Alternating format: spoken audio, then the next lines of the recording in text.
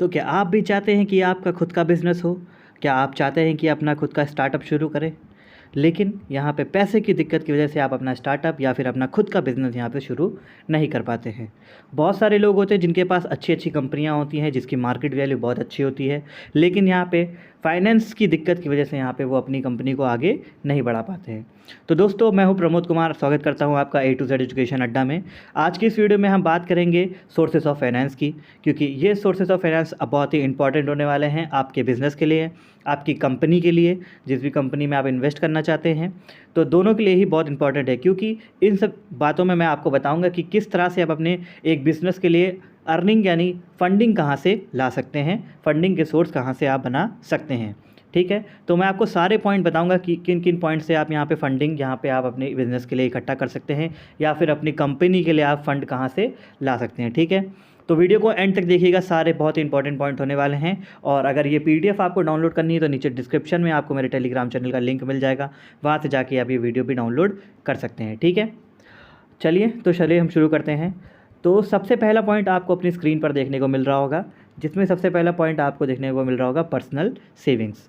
तो बहुत सारे लोग हैं जो प्राइवेट जॉब या फिर कॉर्पोरेट जॉब करके यहाँ पे पैसे को इकट्ठा करते हैं, सेविंग्स करते हैं।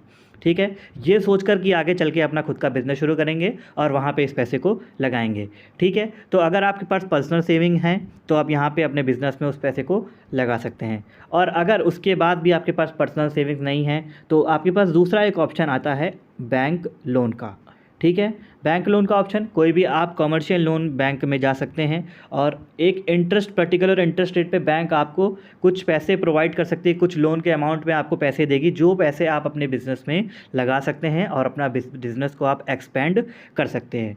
ठीक है, तो इसमें भी कुछ टर्म्स एंड कंडीशंस रहती है बैंक्स की, वो आप देख सकते हैं जाके, जिस भी बैंक में जाएंगे सबकी अलग अलग होती हैं।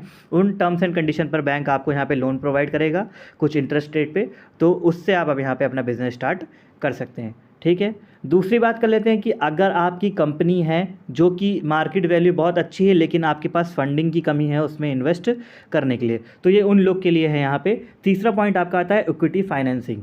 ठीक है, तो इसमें ये होता है कि अगर आपकी एक कंपनी है, बहुत अच्छी कंपनी है, ठीक है, जिसकी मार्केट वैल्यू बहुत ज़्यादा है, लेकिन आपके पास फंड्स नहीं है उस कंपनी में लगाने के लिए, तो आप ये कर सकते हैं कि आप शेयर मार्केट में जाके अपनी कंपनी के जो शेयर्स हैं उनको आप मार्केट में डालकर यहाँ पे फंड्स रिलीज़ कर सकते हैं। ठीक है, वहाँ से आपको फंडिंग आ जाएगी, आप अपनी कंपनी में वो पैसा लगा सकते हैं।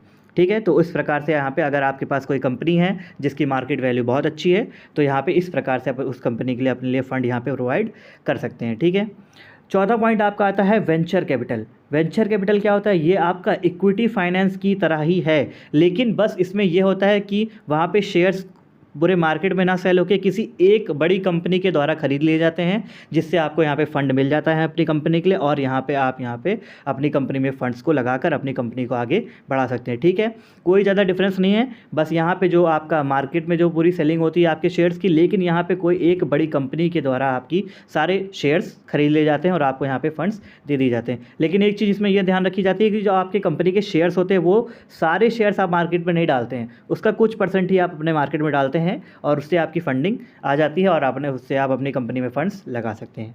ठीक है, तो ये तो आपके 4 पॉइंट। अगले पॉइंट्स देख लेते हैं आपको। नेक्स्ट जो आपका पॉइंट है वो देख लेते हैं आपका एंजल इन्वेस्टर। ठीक है, एंजल इन्वेस्टर का मतलब ये हो गया कि कोई आपकी कंपनी, आपको अपना बिजनेस शुरू करना है, आपके पास कोई एक अच्छा बिजनेस आइडिया है, तो उसके लिए आपके पास कोई एक पर्टिकुलर जो बहुत ही अमीर बंदा या फिर कोई होगा, बहुत ही बड़ा बिजनेसमैन होगा, वो आपके आइडिया को देखेगा और अगर उसका आपको आइडिया आपका पसंद आएगा तो आपकी कंपनी में वो या फिर बिजनेस में वो इन्वेस्ट भी करेगा। लेकिन उस इन्वेस्ट करने के लिए उसकी भी कुछ टर्म्स एंड कंडीशंस होंगी, इसीलिए वो आपकी कंपनी में इन्वेस्ट करेगा।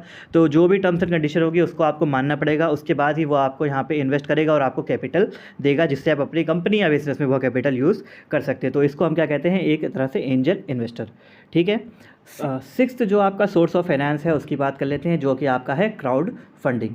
ठीक है, ये आपका स्ट्रिक्ट एक एंजल इन्वेस्टर की तरह ही है, लेकिन एंजल इन्वेस्टर में क्या होता है, कोई एक पर्टिकुलर पर्सन जो आपको यहाँ पे फंड प्रोवाइड करता है, लेकिन वहीं क्राउड फंडिंग में आपका यहाँ पे लार्ज नंबर ऑफ ग्रुप्स होते हैं, मतलब कि लार्ज नंबर ऑफ पीपल्स होते हैं, 10 से 12 लोग जो आपको यहाँ पे फंड प्रोवाइड करते हैं आपकी कंपनी या फिर आपके बिजनेस को एक्सपेंड करने के लिए।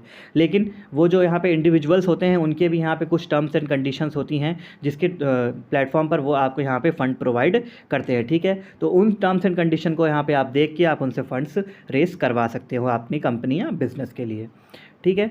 उसके बाद यहाँ पे आता है आपका इशूइंग बॉन्ड।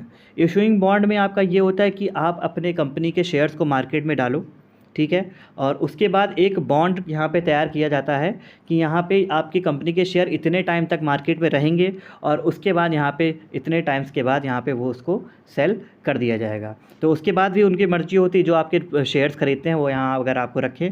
लेकिन इसमें ये होता है कि यहाँ पे कोई भी प्राइस फ्लक्चुएशन होता है उसके बीच में जितना जो भी टाइम पीरियड यहाँ पे बॉन्ड में लिखा होता है कि इतने टाइम से इतने टाइम तक ये शेयर इनके पास ही रहेंगे, जो भी यहाँ पे परचेज़ करते हैं। तो उतने बीच में जो भी यहाँ पे फ्लक्चुएशन होता है प्राइस का, या फिर प्राइस कम हो सकता है, प्राइस ज़्यादा भी हो सकता है, यहाँ पे किसी को कुछ नहीं पता होता है। आप लेकिन उस बॉन्ड के बीच में उस शेयर को सेल नहीं कर सकते हैं। आपकी कंपनी के लिए आपको फ़ंड मिल जाएंगे, ठीक है। अब वो आपके ऊपर है कि वो टाइम पीरियड आप कितना रखते हो अपने शेयर का, कि आप यहाँ पे कितने दिन तक आप शेयर रखवाना चाहते हो, ठीक है। इशूइंग बॉन्ड का मतलब सिंपली यही हो गया, ठीक है। इशूइंग बॉन्ड्स के बाद में आपका यहाँ पे लास्ट पॉइंट यानी 8वां जो आपका यहाँ पे सोर्स ऑफ फाइनेंस है वो आपका है ट्रेड क्रेडिट।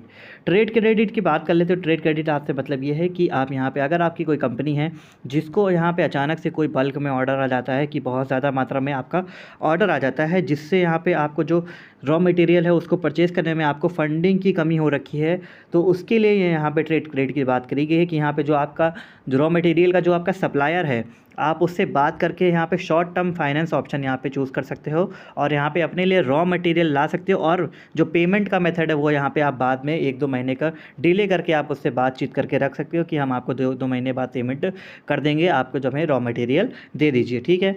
ऐसे में सप्लायर क्या करता है, अगर सप्लायर के साथ आपका रिलेशनशिप अच्छा है तो यहाँ पे आपको रॉ मटेरियल दे देगा और यहाँ पे आपका 1 से 2 महीने बाद आपसे पेमेंट ले लेगा। लेकिन वहीं अगर सप्लायर यहाँ पे अगर शातिर है या फिर चालाक है तो यहाँ पे सप्लायर क्या करता है कि अगर वो आपसे कह देगा कि आप इमीडिएट पेमेंट करेंगे तो आपको हम 10% या 5% का डिस्काउंट देंगे। लेकिन अगर हम यहाँ पे शॉर्ट टर्म फाइनेंस लेते हैं 1 से 2 महीने बाद अगर आप पेमेंट करेंगे तो आप हमें पेमेंट करने के लिए आपको यहाँ पे 5% या 10% आपको हमें ज़्यादा देना होगा, जो भी आपका बिल होगा। तो इस हिसाब से यहाँ पे जो सप्लायर होता है वो सिर्फ सप्लायर ट्रेड क्रेडिट पूरा का पूरा सप्लायर के ऊपर डिपेंड करता है कि वो उसका बिहेवियर और आपका रिलेशनशिप उसका कैसा है आपके साथ, ठीक है। तो ये पूरे टोटल 8 पॉइंट्स से जो मैंने आपको बताया है सोर्स ऑफ फाइनेंस के, जो इसमें आप अपना बिजनेस या फिर आपकी कोई कंपनी है जिसको आप यहाँ पे रीबिल्ड करना चाहते हो, बिजनेस है जिसको स्टार्ट करना चाहते हो, कोई स्टार्टअप है आपके दिमाग में उसको स्टार्टअप करना चाहते हो, जिसके लिए आपके पास फंडिंग की कमी है, तो इन 8 तरीक़ों से आप यहाँ पर अपनी फंडिंग की कमी को पूरा कर सकते हैं और अपना बिजनेस या फिर अपनी कंपनी को यहाँ पर आगे बढ़ा सकते हैं, ठीक है। तो आई होप कोई आपके सारे 8 पॉइंट आपको समझ में आए होंगे। और अगर आपको किसी भी पॉइंट्स में दिक्कत होती तो आप मुझे नीचे कमेंट बॉक्स में कमेंट करके पूछ सकते हैं। और अगर आपको फाइनेंस के किसी भी सेक्टर में या किसी भी टॉपिक में आपको दिक्कत होती है तो आप मुझे कमेंट बॉक्स में कमेंट करके बता सकते हैं, मैं आपको उस पर जल्द से जल्द वीडियो प्रोवाइड भी करवा दूँगा, ठीक है। तो मिलते हैं नेक्स्ट वीडियो में नए टॉपिक के साथ। जय हिंद, जय भारत।